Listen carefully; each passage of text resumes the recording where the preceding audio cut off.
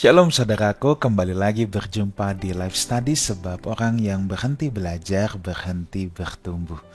Bapak Ibu saudara sekalian, sebelum kita mulai, mari kita bersatu di dalam doa. Bapa yang baik, kami mau buka hati kami, mempelajari kebenaran firman Tuhan. Terima kasih, dalam nama Tuhan Yesus kami berdoa. Amin.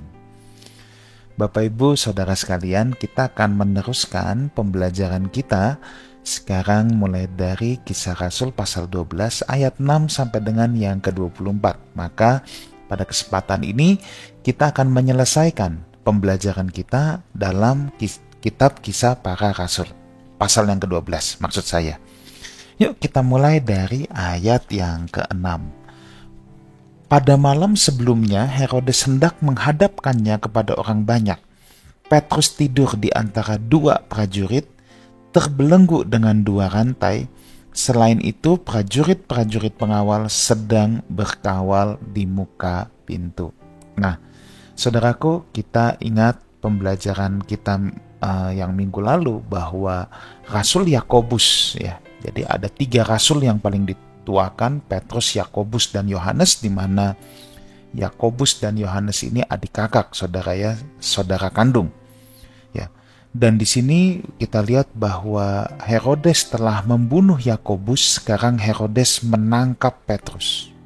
Nah, kita lihat Petrus hendak dihukum mati oleh Herodes. Dia sedang bernafsu sekali, ya, ingin membunuh orang Kristen. Dan setelah sukses membunuh Yakobus, diincar sekarang Petrus. Ingat popularitas Petrus ini sangat tinggi, saudara, ya. Ada beberapa sumber yang menyatakan Petrus ini yang paling dituakan di antara para rasul, ya. Nah, Petrus betul-betul dibelenggu di antara dua prajurit, karena kalau kita ingat dulu di Kisah Rasul pasal yang ke-5, Petrus pernah lolos ketika dia ditangkap. Nah, jadi Herodes tidak lagi mau kecolongan, ya. Ini betul-betul dijaga ketat, ya. Dijaga ketat. Nah, logikanya saja, jangankan kali ini mau kabur, bergerak saja, ya, ini prajurit pasti sudah tahu. Dan Herodes sudah menentukan hari atau saat di mana Petrus akan dibunuh, saudara. Tapi dari sini kita akan melihat, kita akan belajar bahwa bagaimana pertolongan Tuhan tidak pernah terlambat. Tuhan hadir di saat titik terkritis, ya, di mana Petrus sudah pasti mati kali ini. Tetapi pertolongan Tuhan tidak pernah terlambat. Ini prinsip yang harus kita pegang. Bapak Ibu Saudara, di titik terkritis dalam hidup kita sekalipun, kita harus punya satu prinsip ini. Kalau tugas kita di bumi ini belum selesai, ya, kalau tugas kita di bumi ini belum selesai, ya, maka nyawa kita tidak ada yang bisa ambil. Tuhan akan dengan berbagai cara menolong. Tetapi kalau memang tugas kita sudah selesai, ya Tuhan bisa jemput kita pulang. Kan kritis di sini bukan berarti harus ditangkap, bisa aja penyakit kritis atau lain sebagainya. Tapi kalau seseorang itu masih punya tugas yang belum selesai, di titik terkritis dimanapun Tuhan akan loloskan, karena tugasnya belum selesai. Kalau kita sampai sudah selesai, ya tugas kita sudah selesai, gitu ya. Nah, di sini kesulitan Petrus pada puncaknya. Ya, kita tahu dalam sejarah gereja pada akhirnya Petrus juga mati sebagai martir. Kenapa saat itu Tuhan tidak tolong? Sebab Tuhan memandang Petrus sudah selesai. Tetapi ini baru awal gereja. Petrus masih banyak tugasnya. Perjalanannya belum selesai. Itu sebabnya Tuhan datang menolong. Dan kita akan melihat pembebasan terjadi ketika Petrus sedang tidur. Dan di sini kita bisa lihat Petrus juga, saudara, ya. Gimana di titik terkritis dia masih bisa tidur. Ketakutan tidak lagi menguasai Petrus. Dia pernah punya pengalaman-pengalaman dengan Tuhan, ya. Belum lama ini dia pernah dipenjara, Tuhan meloloskan. Nah, saudara, itu sebabnya pengalaman pribadi dengan Tuhan itu sangat penting, ya. Supaya hidup kita tidak takutan. Kita punya keyakinan yang kokoh, kita punya keyakinan yang teguh bahwa Tuhan sanggup menolong kita. bahwa Tuhan pasti mengulurkan tangan untuk kita. Itu sebabnya dalam hidup ini jangan ada kekhawatiran. Belajar dari Petrus. Di titik terkritis seperti ini saja, Petrus masih bisa tidur. Ya, bukan dia anggap enteng, enggak, tetapi dia tahu persis bahwa pertolongan hanya datang dari Tuhan asalnya. Dia tahu persis, Petrus tahu persis, ya, bahwa hanya Tuhanlah yang berdaulat akan kehidupan dia. Ayat 7, 8, 9. Tiba-tiba berdirilah seorang malaikat Tuhan dekat Petrus dan cahaya bersinar dalam ruang itu. Malaikat itu menepuk Petrus untuk membangunkannya, katanya, bangunlah segera. Maka gugurlah rantai itu dari tangan Petrus. Lalu kata malaikat itu kepadanya, ikatlah pinggangmu dan kenakanlah sepatumu. Ia pun berbuat demikian. Lalu malaikat itu berkata kepadanya, kenakanlah jubahmu dan ikutlah aku. Ayat 9, lalu ia mengikut malaikat itu keluar kota, dan ia tidak tahu bahwa apa yang dilakukan malaikat itu sungguh-sungguh terjadi. Sangkanya ia melihat suatu penglihatan. Nah, ini bukan pengalaman pertama seperti yang tadi saya katakan. Petrus sudah pernah mengalami ini. Pembebasan ini sangat dramatis. Ya. Kenapa? Karena malaikat menghampiri Petrus. Ruang penjara yang gelap diliputi cahaya. Nah, di sini bisa ada dua kemungkinan. Ya. Yang pertama adalah penjaga sedang tertidur. Yang kedua, penjaga memang dibuat tidak bisa melihat, ya. Jadi ketika ada cahaya bersinar itu pun hanya Petrus yang bisa melihat, saudara. Tetapi seandainya skenario pertama tadi penjaga sedang tertidur, kalau sampai terbangun pun pasti ketakutan setengah mati. Seperti para penjaga yang menjaga kubur Yesus sampai lari tunggang langgang, ya. Nah, tetapi kemungkinan nanti kalau kita lihat sampai belakang, kemungkinan memang ini hanya Petrus yang bisa melihat. Ya, makanya tadi di ayat yang ke-9, Petrus sangka ini hanya penglihatan. Karena dia ngelihat penjaga-penjaga kok nggak bisa ngelihat gitu loh. Ya. Tetapi itu tidak aneh. Memang bukankah kata Alkitab juga, ya, kenapa Petrus sampai menyangka ini sebagai penglihatan? Mazmur 126 ayat yang ke-1 pertama gini, ketika Tuhan memulihkan umatnya, keadaan kita seperti orang bermimpi. Ketika kita ditolong dalam titik kritis dalam kehidupan ini, ya, kadangkala saudaraku, kadangkala ketika kita ditolong dalam titik kritis dalam kehidupan ini, kadangkala memang kita setengah nggak percaya. Keadaan kita seperti orang bermimpi. Itu yang dialami Petrus. Oh, masa iya sih, kan gitu, ya? Masa iya sih? Nah, jadi di sini malaikat itu membangunkan Petrus yang sedang tertidur, rantai-rantai yang mengikatnya jatuh berguguran. Di sini kita bisa belajar apa? Siapapun bisa membelenggu akan kehidupan kita. Ya. Ketika kita diperhadapkan dengan orang-orang yang jauh memiliki kekuatan lebih besar daripada kita, memiliki kuasa lebih besar daripada kita, itu bisa membelenggu akan kehidupan kita. Tetapi saya harus beritahu, siapapun boleh membelenggu kita. Tetapi kalau Tuhan mau melepaskan kita, tidak ada yang bisa membelenggu kita, tidak ada yang bisa mengikat kita. Ini kan sebuah prinsip, saudara. Kalau Tuhan sudah buka pintu, tidak ada yang bisa tutup. Kalau Tuhan sudah tutup pintu, tidak ada yang bisa membuka. Ini prinsip yang harus kita pegang. Jadi jangan takut akan kehidupan ini, saudaraku, ya. Depan jalan hidup kita boleh banyak yang seakan jalan buntu, pintu yang tertutup. Tapi kalau Tuhan sudah membuka, maka pintu akan terbuka, jalan akan terbuka. Tapi kalau Tuhan menutup, kita berusaha, kita kelihatannya plong sekalipun, gampang. Kalau Tuhan sudah tutup, bisa tertutup. Nah, cerita rantai berguguran ini menimbulkan kekacauan besar, saudaraku, ya. Ini menurut tradisi, ya. Ada cerita salah seorang prajurit yang menyimpan rantai ini. sebagai barang peninggalan yang keramat dan kemudian dipersembahkan kepada Eudosia, sang maharani, istri Kaisar Valentinian ketiga, Kaisar Romawi abad yang kelima. Sampai saat ini ya saudaraku, ada gereja-gereja yang merayakan peristiwa rantai Petrus ini dengan nama Festum Vinculorum Petri.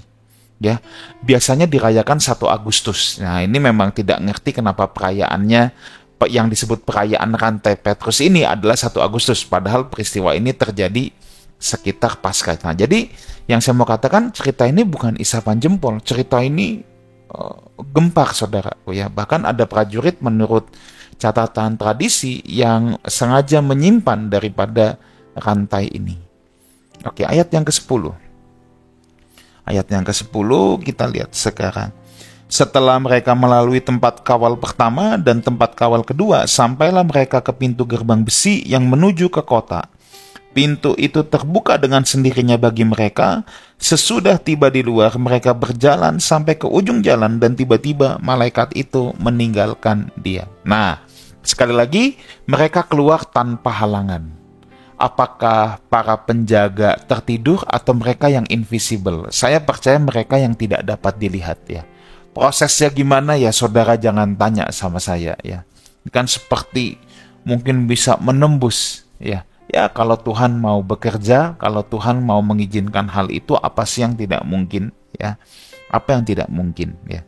Mereka invisible menurut saya, mereka tidak terlihat. Nah, tetapi saya mau saudara belajar ada satu prinsip penting di sini.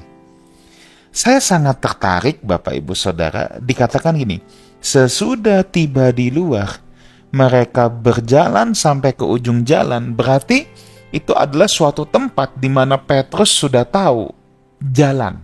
Petrus sudah tahu arah-arah. Petrus sudah bisa berjalan sendiri.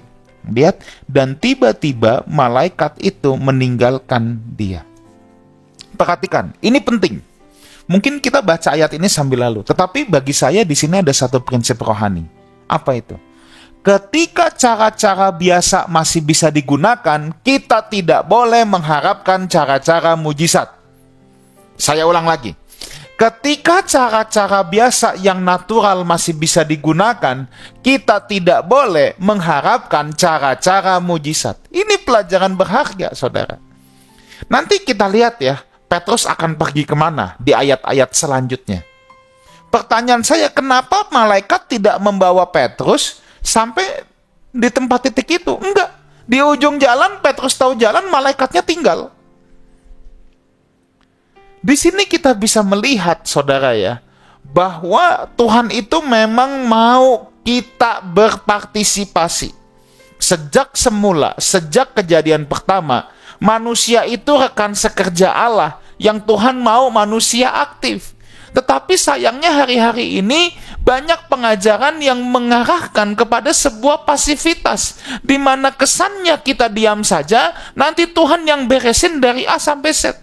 Sehingga tidak sedikit orang Kristen jadi ceroboh, bahkan tidak bijaksana, karena sedikit-sedikit mengharapkan mujizat, padahal cara-cara biasa masih bisa ditempuh. Saya ambil contoh, ada orang misalnya kepalanya pusing, ya ini kan tinggal minum Panadol dulu beres, saudara ya.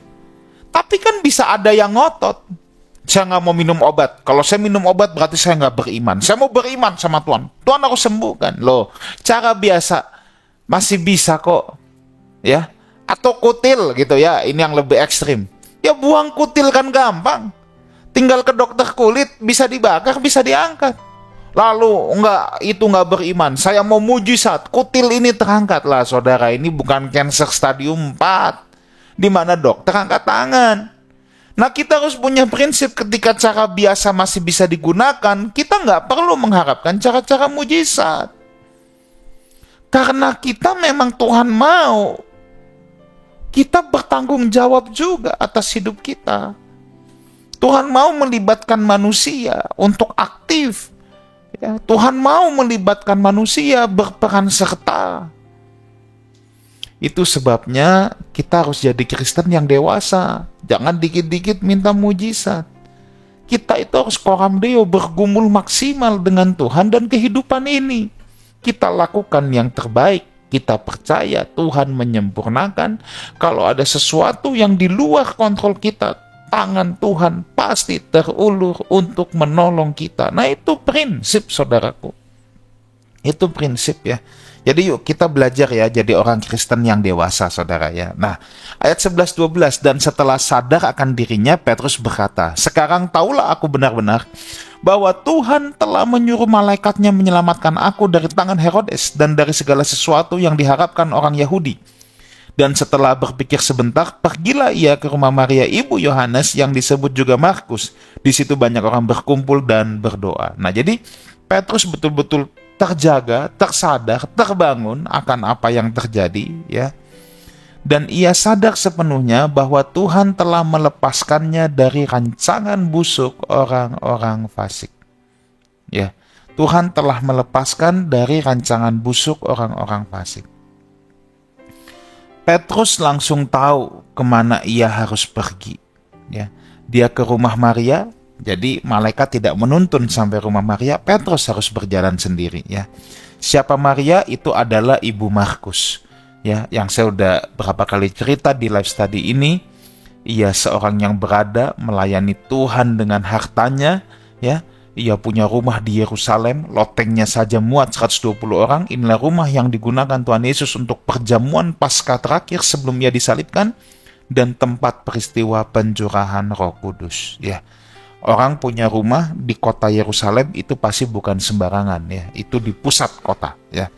Nah, jadi murid-murid sedang berkumpul dan berdoa, pastinya mereka juga berdoa untuk Petrus, rasul yang dituakan dan dihormati oleh mereka. Nah, kita teruskan ayat ke-13 sampai 16, saya akan bacakan. Dan ketika ia mengetuk gerbang, datanglah seorang hamba perempuan bernama Rode untuk mengetahui siapa yang mengetuk itu. Ia terus mengenal suara Petrus, tetapi karena girangnya ia tidak membuka pintu gerbang itu dan segera masuk ke dalam untuk memberitahukan bahwa Petrus ada di depan pintu gerbang. Kata mereka kepada perempuan itu, "Engkau menyigau." Akan tetapi ia tetap mengatakan bahwa benar-benar demikian. Kata mereka, "Itu malaikatnya." Tetapi Petrus terus-menerus mengetuk, dan ketika mereka membuka pintu dan melihat dia, mereka tercengang-cengang. Di sini muncul satu orang, Rode, hamba perempuan. Tidak banyak ditulis dalam Alkitab siapakah hamba perempuan ini, tetapi yang jelas hamba ini juga orang percaya. Dia sangat familiar, sering dengar Petrus berkhotbah, makanya begitu dengar suara Petrus juga dikenal ya. Rode juga dipercaya, dia seorang yang cukup dikenal di tengah jemaat mula-mula ya. Rode ini tidak banyak memang dijelaskan, tapi dia cukup dikenal. Nah, karena girang dan senangnya ya, bahwa dia tahu Tuhan menjawab doanya, dia lupa bukain pintu. Dia malah masuk ke dalam, dia kabarin, itu Petrus. Ya, dia kasih tahu kepada murid-murid yang lain. Nah, murid-murid yang lain awalnya tidak percaya, makanya dia bilang, itu mungkin malaikat doang yang ngetuk. Nah, tapi di sini kita lihat, Petrus ketuk terus ya, sampai akhirnya mereka sadar bahwa itu betul-betul Petrus. Ayat 17. Tetapi Petrus memberi isyarat dengan tangannya supaya mereka diam. Jadi mereka lagi, seneng banget, lagi euforia, benar-benar Petrus. Tapi Petrus kasih kode, diam. Ini kan baru dibebasin, saudara ya. Atau baru dibebasin oleh malaikat. Bahaya kalau ada rame-rame. Lalu ia menceritakan bagaimana Tuhan menuntunnya keluar dari penjara. Katanya, beritahukanlah hal ini kepada Yakobus dan saudara-saudara kita. Lalu ia keluar dan pergi ke tempat lain. Perbuatan besar Allah perlu disaksikan. Untuk apa, saudara? Untuk penguatan dan peneguhan kepada orang percaya lainnya. Jadi Petrus bersaksi akan apa yang terjadi. Nah, tapi di sini juga luar biasa gini.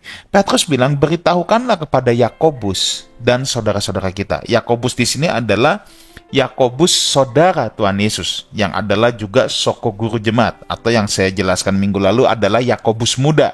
Yakobus tua yang adalah rasul, atau Yakobus besar telah dipenggal oleh Herodes. Yang ini adalah Yakobus kecil. Tetapi kita bisa lihat gini, Petrus tidak lupa menjaga persekutuan dengan keluarga seimannya. Ia meminta mengabarkan kepada Yakobus. Nah, menjaga persekutuan ini penting, saudaraku. Ya, menjaga persekutuan penting, menghargai hubungan itu penting. Ada banyak orang Kristen hari-hari ini tidak bisa menjaga persekutuan. Orang Kristen yang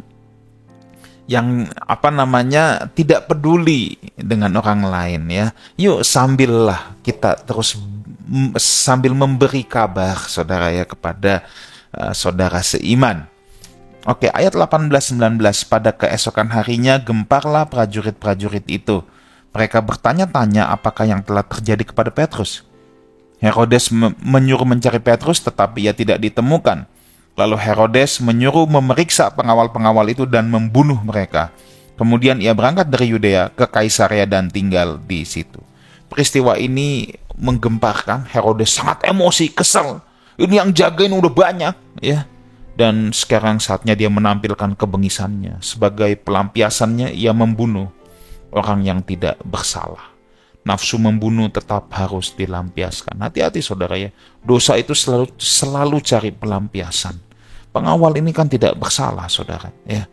Oke, ayat yang ke-20 sekarang. Herodes sangat marah terhadap orang Tirus dan Sidon. Atas persetujuan bersama mereka pergi menghadap dia. Mereka berhasil membujuk Blastus, pegawai istana raja, ke pihak mereka. Lalu memohonkan perdamaian karena negeri mereka beroleh bahan makanan dari wilayah Herodes. Tirus dan Sidon pada masa itu di bawah kuk pemerintahan Romawi. Ya, masalahnya mereka melakukan sebuah kesalahan kecil yang kita tidak tahu apa. Ya, tetapi menurut buku-buku yang saya baca, Tirus dan Sidon ini intinya membuat hati Herodes sangat tersinggung. Ya, saudara, orang seperti Herodes ini pasti pendendam. Nafsu membunuh saja harus dilampiaskan, ya kan? Nah, orang-orang seperti Herodes ini sudah pasti pendendam. Nah, Tirus dan Sidon ini kota perdagangan dengan sedikit lahan dan sangat bergantung suplai makanan dari Herodes. Sangat bergantung suplai makanan dari Herodes. Dia sangat takut kalau Herodes stop supply makanan untuk mereka. Ya. Dia takut kalau Herodes stop supply makanan untuk mereka. Itu sebabnya mereka membujuk Blastus, pegawai istana yang bisa melobi Herodes, dan mereka berhasil. Sebagai penutup, 21-24, dan pada suatu hari yang ditentukan, Herodes mengenakan pakaian kerajaan, lalu duduk di atas tahta dan berpidato kepada mereka. Dan rakyatnya bersorak membalasnya, "Ini suara Allah dan bukan suara manusia." Dan seketika itu juga ia ditampar malaikat Tuhan karena ia tidak memberi hormat kepada Allah. Ia mati dimakan cacing-cacing. Maka firman Allah tersebar dan makin banyak di depan orang. Saudara, sejarawan Yahudi terbesar Josephus Flavius ya, yang sangat terkenal, menuliskan bahwa pada saat itu Herodes mengenakan jubah kain berwarna perak yang ditenun dengan sangat indah, serta dirancang sedemikian rupa, kalau terkena sinar matahari jubahnya akan memantulkan sinar berkilau, sehingga membuat siapapun yang melihatnya bisa terpesona. Pidato diarahkan kepada Tirus Sidon yang meminta berdamai dengan dirinya. Maka Herodes menjadi sombong dan menikmati sanjungannya yang seharusnya ditujukan kepada Tuhan. Ya, dia menikmati sanjungan dari rakyat ini. Alkitab bilang ia mati ditampar malaikat Tuhan. Saudara, tentunya ini sebuah kiasan ya. Kita tuh membaca Alkitab, bertemu hal-hal yang supranatural seperti ini, jangan kita terjemahkan sebagai semua plek-plek gitu ya. Tiba-tiba ada tangan yang melayang-layang lalu ditampar ya. Enggak. Jadi ini adalah sebuah kiasan. Nah, menurut catatan sejarah ya, Herodes tiba-tiba sakit di bagian perutnya dan di bagian dadanya. Dia mati seketika. Itu catatan sejarah. Ya, jadi ditampar malaikat Tuhan ini adalah sebuah kiasan. Tapi saya senang di ayat yang ke-24, maka firman Tuhan makin tersebar dan makin banyak didengar orang. Injil itu kalau dianiaya, semakin ingin dihentikan penyebarannya, semakin tersebar. Semakin dihimpit, semakin terjepit, semakin merambat. Jadilah pemberita-pemberita Injil, ya. Kita tidak perlu takut, saudaraku. Sekalipun kita dalam titik kritis hidup kita, Kalau kita belum menyelesaikan tujuan Tuhan dan di mata Tuhan kita masih mau dipakai, kita tidak akan bisa dibelenggu oleh siapapun. Dan jadilah seperti Petrus yang menjaga persekutuan dengan saudara seiman dan menyaksikan perbuatan besar Allah yang terjadi dalam kehidupannya. Amin. Kita berdoa. Terima kasih untuk pembelajaran hari ini, Bapa, Engkau yang mematraikan kebenaran firman-Mu dalam lubuk hati anak-anak-Mu. Dalam nama Tuhan Yesus kami berdoa. Amin.